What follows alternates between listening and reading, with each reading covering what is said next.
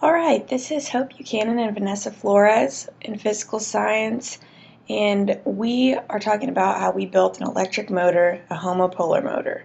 So these are the materials we used. A copper wire that's not coated, 4 neodymium magnets, 1 AA battery, pliers, and also a wire cutter. This is a picture of the materials we used, and also here's some pictures of us building the motor itself.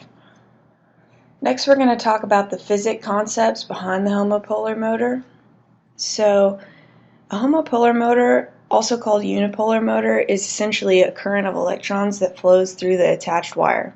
It is a circuit that creates a flow of electrons, causing the wire to spin due to the Lorentz force. The current that runs through the wire is actually in a magnetic field. This is because there is a magnet attached to the battery. The current that flows in the magnetic field is undergoing the Lorentz force. The simplified version of the Lorentz force can be explained as a rotational movement that is caused by the motor. The current that is flowing through the wire is running from the positive part of the battery to the negative part and then into the magnet. The magnet is in contact with the wire through which the current flows to complete the circuit at the positive end of the battery. Right now, these motors are not used very often in practical use, but they are a great example of a simple electric motor. We want to tell you how we built the homopolar motor. First, cut the wire. It will need to be about 10 inches long. Bend it using pliers into the form that it is wanted. It needs to be symmetrical.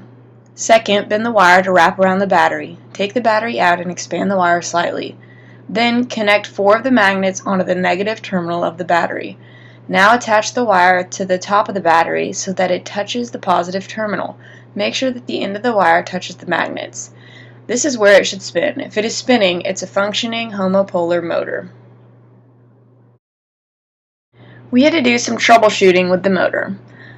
First, the wire that we bought was coated, so we had to scrape off the wire coating with scissors because it wouldn't turn. Sometimes the motor did not work, so we tried putting the magnets on the other end and reversed the polarity. We found that this worked better.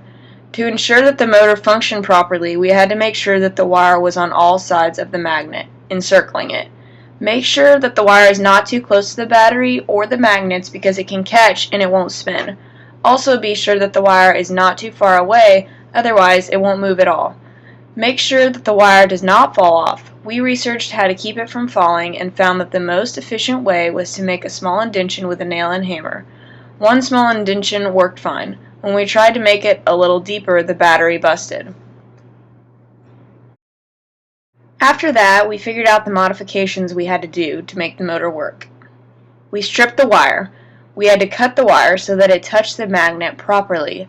We also had to adjust the coils made in the wire so that it could spin correctly. We flipped the battery so that the magnets were on the positive end instead of the negative end. We also made a dent on the negative end of the battery in order to keep the wire on the battery. So you may be wondering, did it work?